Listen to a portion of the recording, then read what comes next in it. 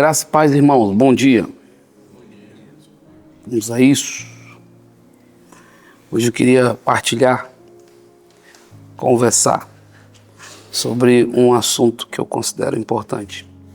Vamos começar aqui em João 16, 33.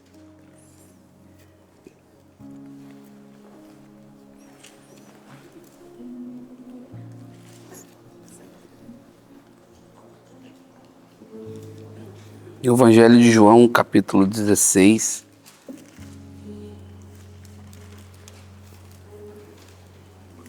O que combate as aflições dos nossos dias é o bom ânimo, irmãos. Qual é o remédio que combate as aflições dos dias que nós estamos vivendo? É um bom ânimo. E como segurar um bom ânimo? Olhando para Jesus. Não tem como segurar um bom ânimo, irmãos, olhando para o mundo. Você descolar o seu olhar de Jesus, você vai ver aflições, angústia e não vai ver solução. Mas o que fez Estevão passar pelo seu momento de aflição, injustiça, um assassinato injusto, foi ele olhar para o lugar certo. Ele tinha alguns lugares para olhar. Ele podia olhar para suas feridas e falar: olha, coitadinho de mim, pobrezinho, olha o dodói que fizeram, né? Ele poderia olhar com um olhar de ira para quem estava machucando ele. Vou sair daqui, vou te matar também. Ele poderia olhar, mas ele olhou para o céu. O rosto dele era como de um anjo.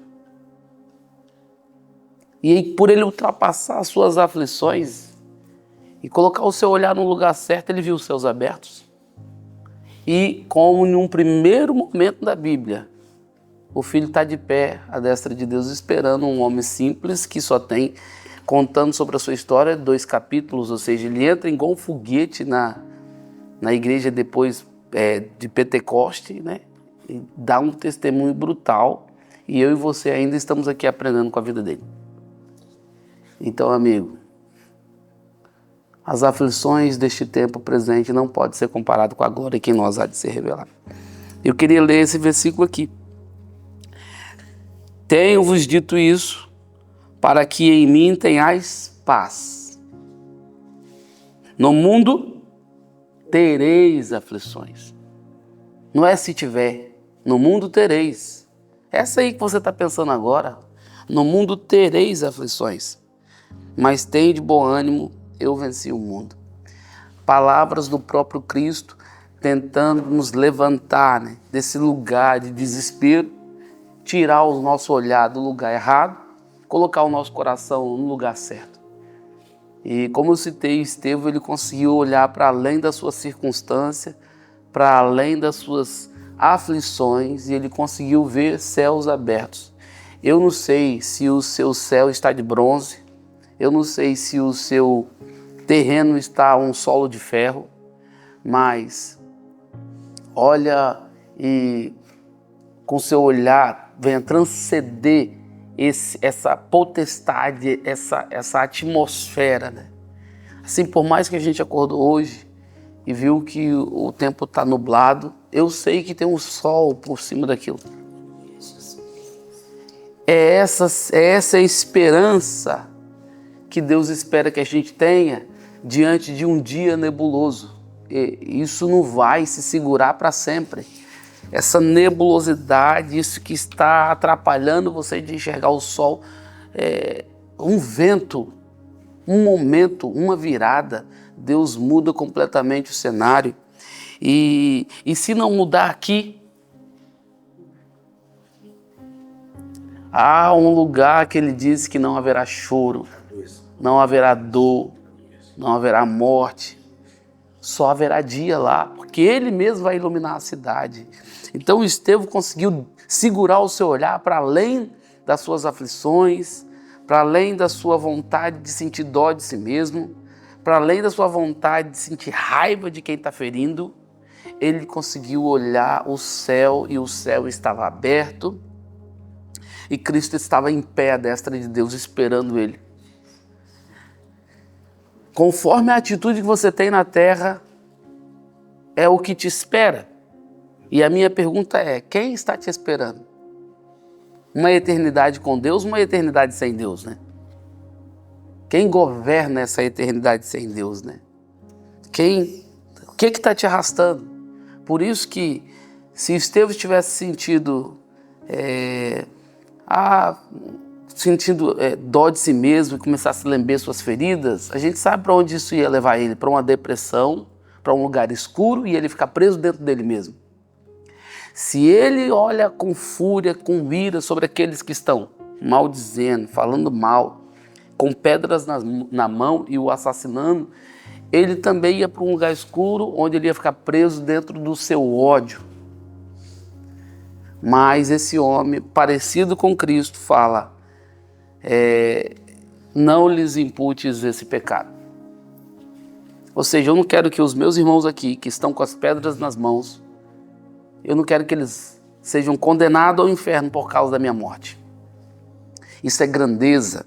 Isso é um sinal de alguém que não vive o idealismo, mas vive o realismo da fé. E é sobre isso que eu quero falar. O tema hoje que Deus me deu quando estava despertando foi: você é um cristão idealista ou você é um cristão realista? Porque o que me parece é que os cristãos estão fugindo da realidade. Deus nunca nos enganou, irmãos. No mundo tereis aflições, mas tem de bom ânimo. Qual o dia que ele te enganou? A nossa fé é carregada de aflições. Você hoje tem essa Bíblia na sua mão, esse conhecimento de Deus, porque as aflições dos homens que nos antecederam fizeram com que essa palavra tivesse agora nas suas mãos. E se você tiver um pouco de coragem, vai perceber, voltando um pouquinho na história, que nós, eu e você aqui, nesse exato momento, nessa geografia, nesse cenário, nem de perto estamos próximos daquilo que sofreu os nossos irmãos para que essa fé estivesse aqui hoje viva. E tudo que eu consigo ver é crente bicudo. É demais para mim. Eu não vou suportar. Não, irmãos. Nós, idealismo. Deixa eu falar sobre... Eu entendi sobre idealismo, ideal e real, quando eu estava estudando no curso técnico de climatização, ar-condicionado. E aí tinha que calcular, né?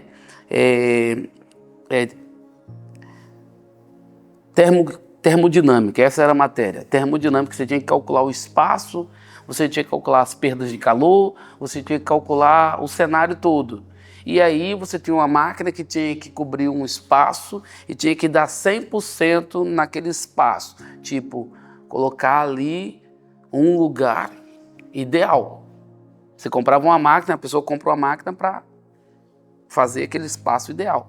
Contudo, tem a circunstância natural de uma câmara frigorífica. Por exemplo, alguém abre a porta, tem perda de calor ou tem perda de frio, né? Ou seja, o clima muda porque alguém abriu a porta. Por quantos minutos ficou aberta essa porta? Entendeu? Quantas vezes o cara entrou com um palete dentro desse frigorífico? Então você tinha que calcular na termodinâmica o cenário real, para você saber qual a máquina você precisa e ter o controle sobre aquilo, irmãos, sobre aquilo que é real. Então, o crente hoje, ele entra na fé, ninguém lhe aponta as questões das aflições, das lutas, da vida diária, dos nãos que precisa dar, da luta contra o pecado. Aí você vai ouvir mensagem assim: se Deus te deixou ver, pega, é seu. Porque Deus não te deixaria ver se Ele não quisesse te dar. Aí Deus está fazendo um monte de filho mimado agora ou o quê? É como se Deus fosse nosso empregado? Não, irmãos.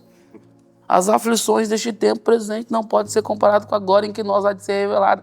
Amigo, pode ser que as aflições durem até o dia e que você vai ver os céus abertos e alguma coisa, pode ser que no seu contrato lá você vai ser afligido até o último momento igual Estevão, e daí? Meu Deus. Houve uma questão entre os discípulos, quando Jesus voltou e convenceu Pedro a voltar para o ministério. E na praia lá teve uma conversa. Aí, Pedro, fica tranquilo, você vai morrer pela causa do evangelho. Aflição, você vai morrer por causa de mim. E eles vão te trucidar. E você vai ficar de cabeça para baixo, igual um porco sendo escalpelado. Um homem, ele não conseguia nem ouvir Jesus, só ficava olhando para João. Né? Ele não conseguia. Ele tá bom, Jesus está falando. Aí teve uma hora que ele falava assim, e ele? O que vai acontecer com ele? Parece eu e você, mano. Olha pro seu irmão aí e fala assim, e o que vai acontecer com você, será, hein?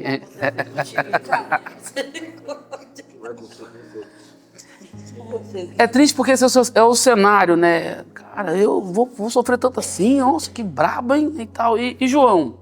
Aí Jesus fala para ele uma frase que eu nunca vou esquecer.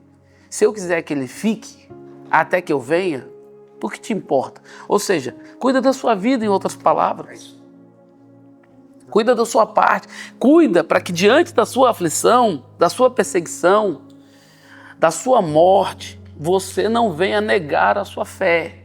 Cuide para que diante de cenário que você não calcula, você tenha o coração pronto, orando, buscando, com aquele sentimento que Jesus tinha, firmeza no Getsemane, que é aquela firmeza. No Getsemane, Jesus falou assim, não me faça,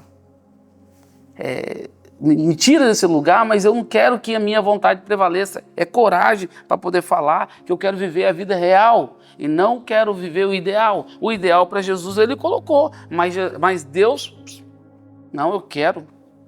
Vamos viver aqui uma realidade. Então, é isso. E nessa terra de onde nós tínhamos que calcular. Então, olha, a máquina vai produzir tanto e tal. Nós vamos ter 25% de perda, a nossa máquina. Olha, nós queríamos 100% da máquina, mas a máquina vai conseguir nos dar e nos atender com 70%, 73%, 75%. Essa é o valor real dela. Então a gente chegava ao cálculo do valor real da máquina. E é isso. Às vezes, só está sendo apresentado na igreja o ideal. Ninguém está tendo coragem de falar sobre a vida real. E a nossa fé traz uma realidade real. Ela traz. Deixa eu falar aqui uma coisa sobre idealismo e realismo, para você poder entender. Um idealista é uma pessoa que baseia as suas ações em valores, princípios nobres, ideais e perfeitos. Aí entra a questão da perfeição, né? Eu quero 100%. Priorizando o que considera justo em vez de proveito prático.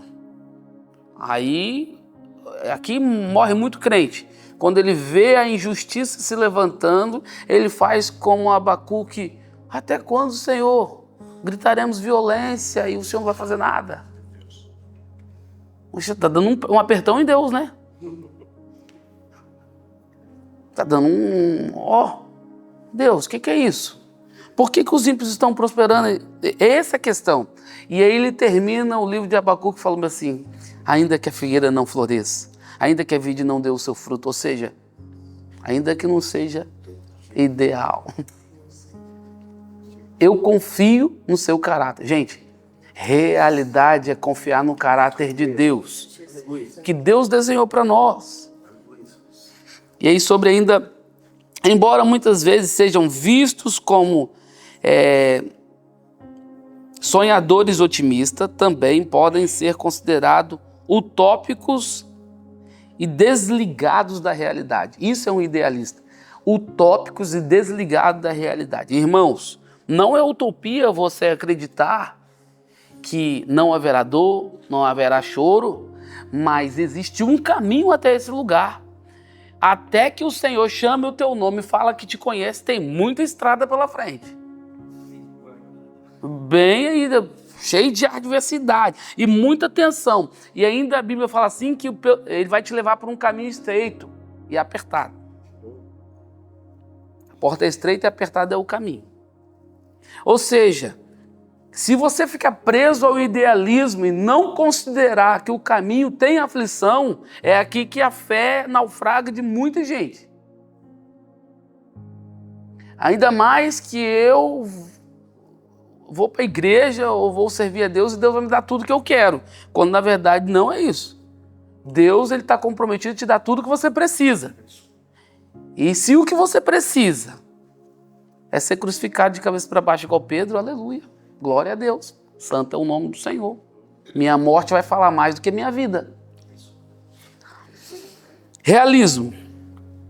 Ser realista significa ter um espírito prático, observar a realidade de forma objetiva e lidar com os fatos tal como elas são. Ou seja, parar de viver num mundo utópico, irmão. Sair desse lugar e começar a ver a realidade. Sem ilusões e sem fantasia. Sem ilusões. É isso que quebra muita gente. Quando vem e passa pela primeira aflição, aí tem uma pessoa doente, aí acaba falecendo alguém que ama e não consegue conciliar de que onde Deus estava quando o filho dele morreu, irmão, no mesmo lugar, sem se mover. E agora eu vou citar alguns versículos, vocês não precisam abrir, só ouçam. Depois eu mando o esboço lá na igreja. Romanos 8:18 diz assim: porque para mim tenho por certo que as aflições deste tempo presente não podem ser comparadas com a glória em que nós há de ser revelada. Apóstolo Paulo escreve falando, olha, eu tenho certeza, eu tenho por certo, que essas aflições que você está vivendo, que nós estamos vivendo, no caso dele está vivendo muito mais do que nós, deste tempo não podem ser comparadas. Não deixe essas aflições roubar você daquilo que te espera. Se desliga desse idealismo, guarda o realismo, para quando você atravessar os portões, você possa viver esse ideal lugar que já existiu e que Deus quer restaurar. Já existiu no Éden e vai voltar a ser na Nova Jerusalém que desce do alto. Enquanto isso, você tem um processo. Como diz Luiz, uma frase, você quer um milagre, você quer um processo. Quem já não ouviu isso do Luiz?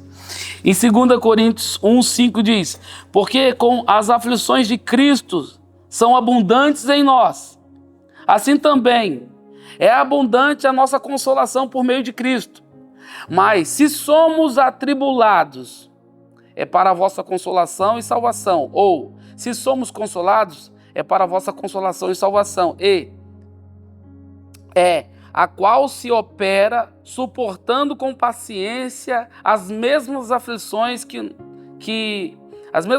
nós também padecemos. Então ele explica na 2ª carta de Coríntios, falando que se você quer abundar em algumas coisas com Cristo, você também precisa suportar e passar e vencer as mesmas aflições que Cristo passou.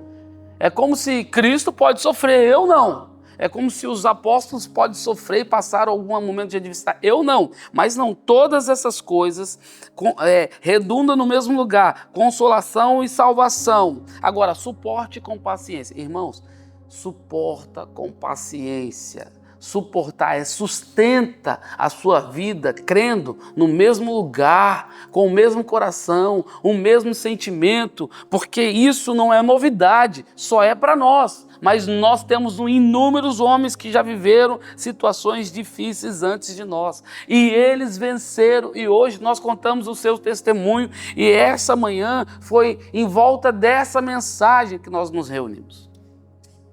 Irmãos que não abandonaram a sua fé. Em Filipenses 3:10 diz, para conhecê-lo e o poder da ressurreição e a comunicação das suas aflições, ou seja, as aflições comunicam. A comunicação das suas aflições. Nós olhamos para alguém e fala, ó, coitadinho. O céu pode estar olhando e falando assim, coitadinho dele? Às vezes é coitadinho quem está tendo dó, achando por coitado. Porque quem já morreu, irmãos, já não está ligando para nada. Sendo feito conforme a sua morte, para ver se de alguma maneira eu possa chegar à ressurreição de entre os mortos. Para ver, olha só, eu suporto É a comunicação das suas aflições sendo feita conforme a sua morte, para ver se de alguma maneira eu possa chegar à ressurreição dos mortos. Irmãos, nós ainda estamos caminhando para uma ressurreição. Agora, eu preciso vencer as minhas aflições. Aí, nós temos todo tipo de luta para lutar, né? A nossa luta diária, a nossa luta contra o pecado, a nossa luta contra o sistema caído, a nossa luta contra os nossos apetites, a nossa luta, irmão, contra o desânimo, a nossa luta contra aquela palavra que ganhou força de sofisma dentro de nós. O que é um sofisma? Uma mentira tão bem contada que a gente acredita. Isso é um sofisma. O que é um sofisma? É uma mentira tão bem explicada que você faz dela um mandamento. E agora já passa adiante como um ensinamento para as pessoas. Isso é sofisma. E nós precisamos vencer esses lugares de aflições.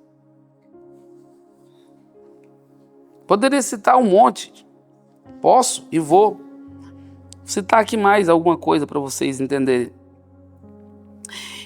Em Colossenses 1:24 diz: regozijo-me agora no que padeço por vós, na minha carne, cumpro o resto das aflições de Cristo, pelo seu corpo, que é a igreja. Ou seja, eu agora continuo as aflições de Cristo na minha própria vida em favor da igreja. Jesus já cumpriu a dele, eu estou cumprindo a minha. Até quando? Não sei, mas eu estou agora vivendo aquilo que Cristo deixou para eu viver e completar a obra que ele mesmo começou. Gente, apóstolo Paulo, ele não está nem aí se ele está com o olho furado.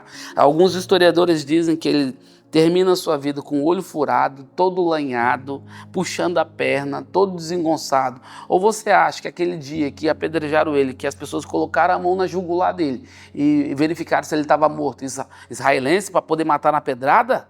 Eles faziam isso a vida toda. Eles eram peritos matar na pedrada, irmãos. Soltaram uma pedrinha lá na... Mas quando eles foram embora, enxugou, tirou o sangue de cima do rosto e partiu. Agora não talvez mais com a mesma velocidade, arrastando a perna. Irmão, pelo amor de Deus. Outro dia eu falei com uma pessoa, falei, tá bom, João morreu de velhice. Nossa, glória a Deus pela vida de João. Mas ele foi jogado num tacho quente. Será que ele não sobreviveu com queimaduras terríveis? Calma aí, por que a gente quer romantizar? Sendo que a história fala que Paulo estava com o olho furado, todo arregaçado. Você acha que João não passou o resto da sua vida todo encolhido, porque você sabe que queimadura encolhe sua pele? Meu Deus. É muito fácil romantizar. Ninguém quer pegar as aflições e se vestir dela e perceber, cara, o que eu estou vivendo não vai me matar, vai me tornar forte e mais conhecedor de Deus, e as minhas aflições vai pregar melhor do que as minhas palavras, porque eu vou contar isso para os meus irmãos para não desanimarem. Eu acho que ninguém aqui ainda foi jogado no tacho quente. Eu acho que ninguém recebeu um grupo de pessoas dando pedrada em você fora da cidade e depois testificando se você estava morto. Quando o pessoal saiu, ele levantou o olho. Igual viu um cachorrinho, foi pego por um pitbull, o bichinho ficou com o corpo molinho. O pitbull arrastando o bicho. Quando o pitbull soltou ele, olhou para um lado, levantou, vrau! Foi mais ou menos o que aconteceu com o Paulo. Vazou. Então, gente, vou ler mais um texto para vocês entenderem que isso não é coisa da minha mente. 2 Timóteo 1:8 diz: portanto, não te envergonhes do testemunho do nosso Senhor, nem de mim, que sou prisioneiro seu, antes participa das aflições do Evangelho segundo o poder de Deus. Sabe quando você vai conseguir participar das aflições do Evangelho? Quando você estiver cheio do poder de Deus. Porque toda vez que você não está cheio do poder de Deus, considera-se toda hora em voltar para trás. E aí, por uma faltinha de emprego, estou desempregado. Olha, Senhor, você vai me perder, hein? Cuidado. Ó. A bendita da conta que está com 5 dias de atraso. Ó, Senhor, o Senhor disse que cuidaria de mim. Eu falei, ó, meu filho, estou vendo você morrendo ainda não. 2 Timóteo 2:3 diz: sofre, pois, comigo as aflições como um bom soldado de Cristo. Ele está falando, vamos lá fazer uma reunião de coach falando como a gente enriqueceu com a venda de indulgência. Não, não é isso. Está falando, sofre comigo. Será que a gente não está vendo que a nossa fé, ela é real? E para você ter uma fé racional, você precisa entrar num campo real. Agora, eu tenho fé que Deus pode fazer você andar sobre as águas.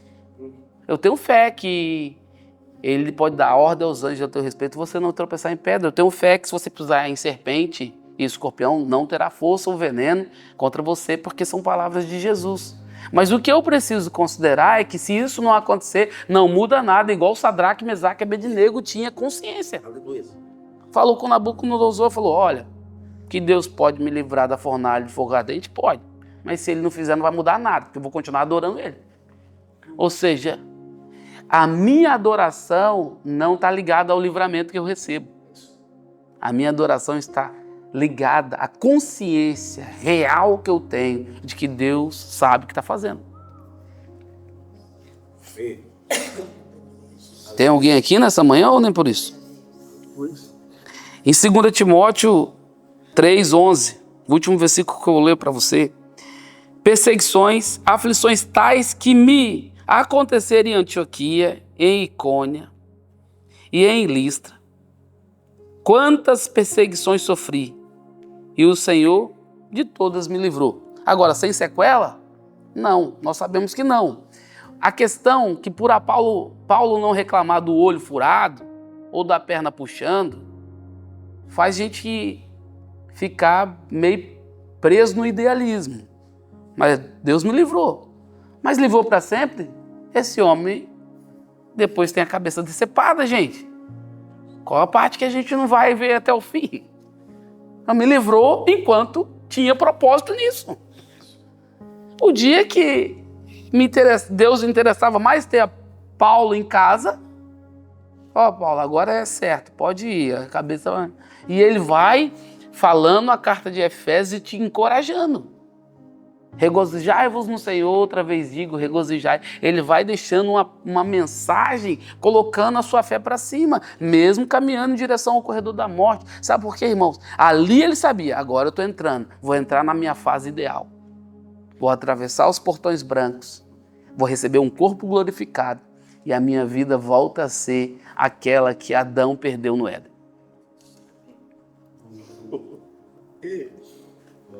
Eu quero orar por você nessa manhã para que você não seja preso por essas mensagens adulteradas, diluídas, de uma graça inflada, onde não tem aflições, quando na verdade a aflição sempre foi a força motriz que conduziu uma igreja vitoriosa. Senhor, em nome de Jesus, aleluia, Senhor. Perdoa por todas as vezes que por causa de uma unha encravada a gente andou reclamando com a oração toda cheia de ameaças. Senhor, perdoa o nosso coração quando por nada nós pensamos em largar a mão do arado, porque estamos cansados ou por causa daquilo, por aquilo, Senhor. Quando na verdade nós não passamos nada, nem 10% do que os teus filhos passaram para que essa mensagem chegasse nas nossas mãos. Hoje nós pedimos perdão e pedimos, Pai, nos dê uma fé real, uma fé, Pai, como diz, racional, Pai, uma fé que calcula o preço e que suporta o preço e que se mantém na luta. Porque, Senhor, as aflições deste tempo presente não podem ser comparadas com a glória em que nós há de ser revelada. Nos dê esse coração, Pai, de entender que muitas são as aflições, Pai, do justo, mas o Senhor livra de todas. Livra como? Livra o coração, a alma. Porque, Senhor, o nosso corpo, Pai, é um instrumento que tem tempo de validade, mas a nossa alma, o nosso espírito é eterno. Nos dê, Senhor, consciência que a nossa verdadeira vida acontece no eterno. E durante o tempo em que nós estamos plantados aqui na terra, nós não queremos ser inúteis, Pai, mas queremos frutificar, sendo cheios do Espírito, cheios da palavra verdadeira saindo das nossas bocas. Oramos por isso, agradecemos pela sua bondade e pedimos, Senhor, ser conosco durante esse dia, em o nome de Jesus. Amém.